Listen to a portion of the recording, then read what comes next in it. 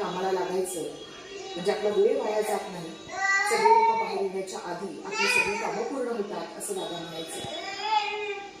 आणि दादांनी आजही तेच केलं. दादांची अंतिम यात्रा सुद्धा अगदी सकाळीच या ठिकाणी निघाली गेली.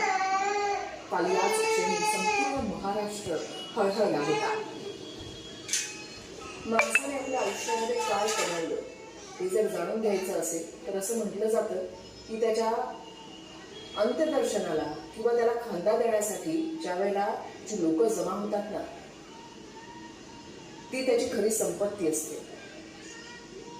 माणूस प्रत्येक दिवस, आयुष्याचा प्रत्येक दिवस कसा घालवतो आणि त्याच्यातून काय कमवतो हे पाहायचं असेल तर त्याला अखेरचा निरोप देण्यासाठी जो जमाव, जी गर्दी होते, त्याचं अंत्यदर्शन घेण्यासाठी जी लोक येतात ती त्याची खरी संपत्ती असते असं म्हटलं जातं. आणि अजित पवारांनी काय कमवलं तर हे प्रेम कमावलं.